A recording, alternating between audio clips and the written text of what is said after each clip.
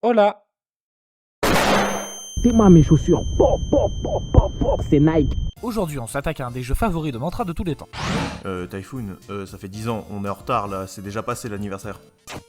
Undertale, une masterclass très connue du jeu vidéo indépendant, développé par Toby Fox et sorti le 15 septembre 2015. Undertale, c'est un RPG avec un système de combat type bullet hell et un scénario absolument fou. Toby Fox est un fan du jeu Earthbound. Oui, vous savez, NES, Lucas, etc. Mais c'est aussi un fan de Toho. D'ailleurs, il est aussi compositeur, que ce soit pour Undertale ou d'autres jeux comme, je sais pas, moi, Pokémon Écarlate et Violet. Et même si ces jeux sont pas incroyables, la musique reste excellente. Merci Toby Fox. Cette vidéo sera donc séquencée en 3 chapitres. Il y a beaucoup de choses à dire sur Undertale, le jeu est vraiment pas cher et pas long, donc si vous ne voulez pas vous faire spoiler, allez y jouer, vous ne le regretterez pas.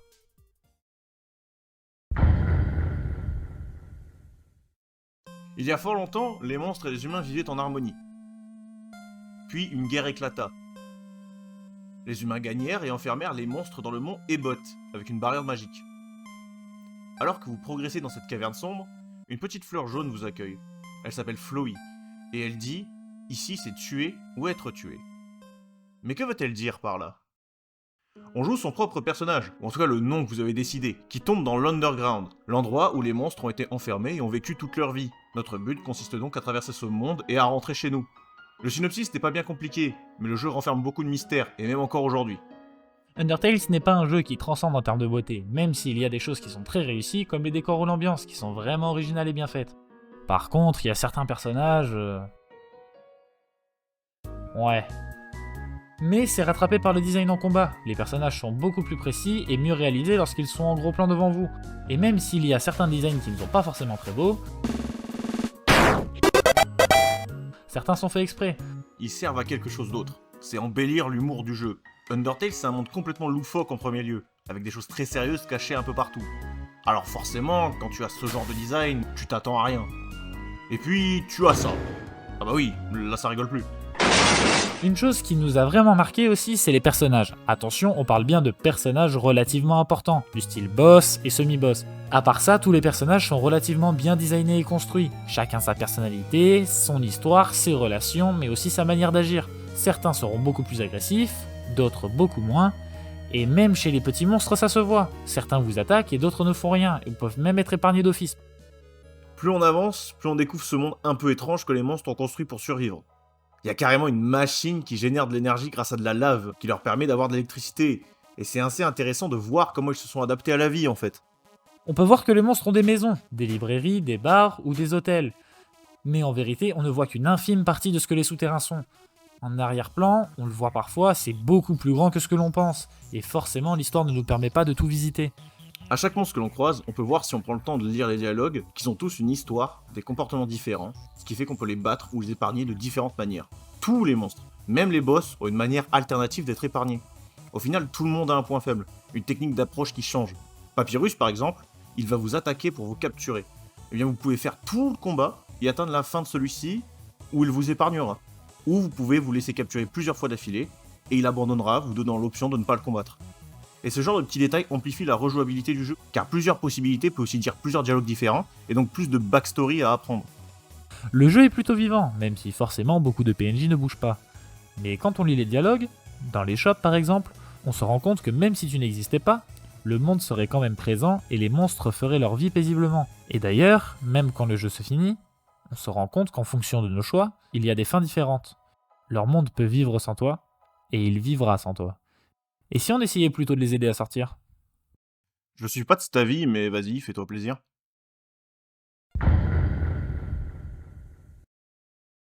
Une petite fleur jaune vous accueille. Elle s'appelle Flowey, et elle dit « Ici c'est tuer ou être tué ». Ben moi je refuse. Pourquoi est-ce qu'on serait obligé de se défendre, hein? Moi je pense que la discussion elle est maître dans ce jeu. Après tout, il y a bien un bouton merci qui veut dire épargner. Alors pourquoi ne pas l'utiliser au maximum? Au début, on a des monstres relativement classiques. Des grenouilles, des insectes. Mais au moins le fantôme est gentil, et Toriel est relativement sympa, ce qui nous permet de bien être sûr que le tutoriel est facile, surtout qu'on va rester à 20 HP tout le long. En sortant des ruines, je passe par Snowdin, où on rencontre des squelettes Minecraft, des chiens, des rennes, et j'arrive dans un petit village sympathique dans lequel le squelette le plus grand veut se battre. Mais moi je veux pas, du coup il m'emmène en date avec lui, mais... je suis mineur. Il se rend compte alors que c'est une connerie. Je veux pas rentrer dans son jeu, moi, du coup, juste je me casse. Mais sur le chemin, je croise le petit squelette. Il m'emmène manger un truc au restaurant, donc un date. Mais je suis toujours mineur, les gars. Alors bon, il me parle de fleurs qui parlent. Bizarre comme phrase d'accroche. Bon, cette fois-ci, je me dirige vers Waterfall. Je passe à côté d'un cheval bodybuildé, des slimes, des témis et la chef de la garde royale. Elle me parle de libérer les monstres. Moi, ça m'intéresse. Alors je lui dis, moi aussi, je veux t'aider. Elle me saute dessus depuis une montagne, cette folle. Toi, être féministe.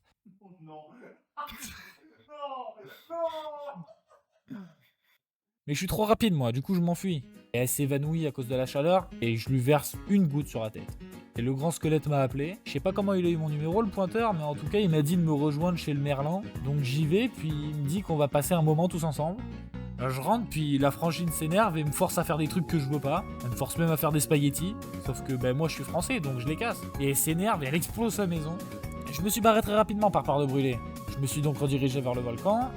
C'est un peu bizarre. J'ai peur de brûler, du coup je vais dans le volcan. Et j'ai trouvé un laboratoire. Mais la lumière elle est éteinte. Alors j'ai cherché un interrupteur, mais il y a un passager du dino-train qui m'a arrêté. Et elle m'a dit qu'elle me stalkait depuis le début avec des caméras. Et qu'elle avait créé un robot tueur. Juste pour moi. Super ambiance. Et forcément, le robot tueur décide de venir maintenant. Et me menace avec un quiz. Je réussis son quiz et je me dis ça y est. Je vais aller explorer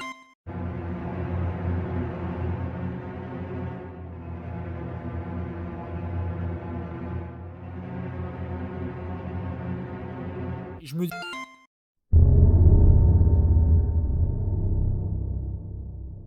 J'arrive enfin à un hôtel. Petit endroit sympa, le cuistot il est dépressif. Je ressors et je vois qu'il est connecté à une machine nucléaire. Ok, je rentre dans la machine, je croise des monstres qui ressemblent pas du tout à leur sprite de base, et je finis enfin par accéder à la sortie du corps. Sauf que le robot tueur m'enferme avec lui, et là je peux rien faire à part le combattre. Heureusement, la scientos décide de m'aider, et elle dit qu'il y a un bouton dans son dos. J'utilise donc la botte secrète de regarde par là-bas, j'active le bouton, et...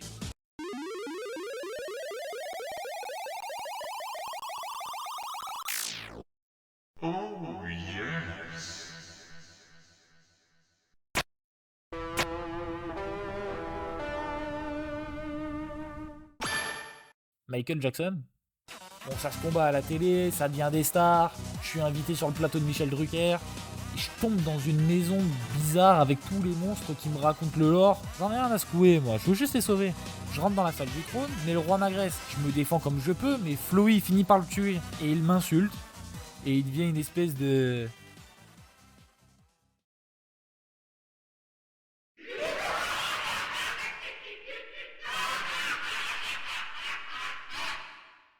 Ah, t'es dégueulasse. Je saurais même pas le décrire, on dirait qu'il est fait sous Photoshop. Ah, il a été fait sous Photoshop. Bon, rien de bien compliqué, je le défonce, il rage, il s'enfuit, il revient. Il me dit de retourner en arrière. Ok. Bon, bah j'y retourne, mais là, la poissonnière me dit qu'elle a besoin de moi. Elle me donne une lettre à donner aux dinosaures. Bon, alors moi, j'ai pas de soucis, j'y vais. Mais le dino comprend pas et je pars en date avec lui. Je suis toujours mineur. On va dans une déchetterie. C'est super creepy pour un premier date. Moi, je veux pas de tout ça, donc je me casse. Je repasse par le labo et je fais un trip chelou avec des espèces de grumeaux blancs qui parlent. Donc je sens que je peux enfin retourner au roi. Ça part en steak total, tout le monde se bat, Toriel pète la gueule au roi. Et la fleur nous attrape tous. Et en fait, la fleur, c'est une chèvre. Y'a rien à foutre de tout ça, moi je sauve tout le monde, la chèvre pleure, je me casse, c'est fini.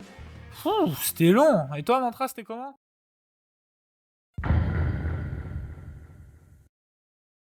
Une petite fleur jaune vous accueille dans cette montagne. Elle prétend s'appeler Flowey et vous dit « Ici c'est tuer ou être tué ». Alors qu'il en soit ainsi. Si vous pensez que l'on a touché à tout ce qui est creepy, vous êtes loin du compte. Cette fin va vous le prouver. Si Typhoon vous a proposé une fin beaucoup plus jolie, moi je vous propose la fin la plus populaire du jeu, et la plus difficile, et la plus sombre surtout. Et si à la place d'épargner tout le monde, on les tuait. Ouais, les termes sont un peu durs, mais après tout, EXP veut dire Execution Point, et LOVE, Level of Violence. Et si on montait ses stats à fond, et si on ne s'arrêtait pas, chaque monstre, chaque boss, chaque mini-boss, et même revenir en arrière, au cas où on aurait manqué des petits monstres à achever. Tant que l'on ne croise personne, on continue. On change d'armes pour en avoir des plus fortes, on les enchaîne, encore et encore. Bref, je commence par le fantôme là. Comment ça, j'ai perdu un point d'XP? Bon bah on tue plus les fantômes j'imagine. Après avoir assassiné les bêtes innocentes enfermées dans des ruines pour se cacher du monde extérieur, il fallait que je me dirige vers Snowdin. Mais malheureusement la daronne a décidé de me défoncer la gueule, alors j'ai fait de la légitime défense. Après j'arrive à Snowdin, où j'essaye de faire comprendre à la population que je préfère les chats. Puis éventuellement, j'arrive à Iman 50 ans après sa mort. Puis bien évidemment, il veut me faire un câlin. Moi, je le coupe avec le couteau en plastique. Je ne sais toujours pas comment il passe à travers les os. Bon, les cascades. Je récupère un tutu, et je fais de la danse classique sur tout le monde. Puis je commence à me faire chier, alors je me dirige vers Outland. Mais il veut quoi lui? Vas-y, c'est bon, casse-toi. Ah, bah force à toi le poisson. Mais tu vas faire quoi? Je t'ai one tap. Ah.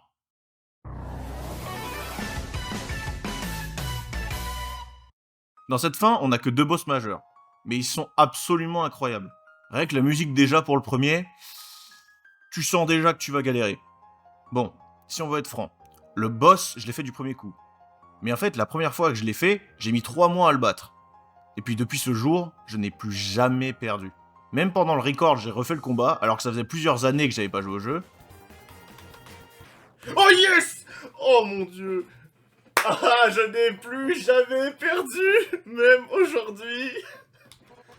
Je ne perds plus jamais contre Undyne de ma vie. Je n'ai plus jamais perdu depuis que j'ai... Je sais pas, il y a 8 ans, je crois j'ai fait ce fight où j'ai galéré et je n'ai plus jamais perdu contre Undyne. Let's go! Mais ça change pas que j'ai pris un plaisir fou à refaire le boss. J'étais vraiment investi. Et je n'ai plus jamais perdu. Bon, après avoir transformé la chef de la garde royale en Croustibat, j'ai progressé vers Outland et le corps, parce que j'avais envie d'aller dans un endroit chaud. Bon, vous saoulez à m'interrompre là.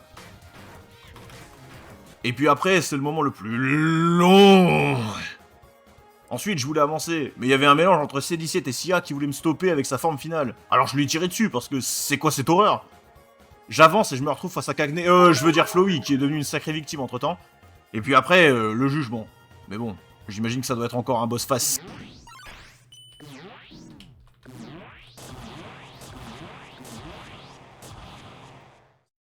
Ah. Pendant ce combat, tu te rends compte de ce que tu as fait durant ton aventure. Pourquoi tu les as achevés. Ils vivaient leur vie tranquillement. Ce n'est pas juste un jeu, Undertale. Il se souvient de tout ce que tu as fait, toutes tes actions, bonnes ou mauvaises. Et c'est ça la particularité de ce jeu. Peu importe ce que tu fais, tu seras jugé. Et si tu choisis le mauvais chemin, tu seras puni. Bonjour, mon nom est Mantra. Et si tu penses que c'est à cause de moi que tout le monde a disparu, tu te trompes. C'est à cause de toi, joueur.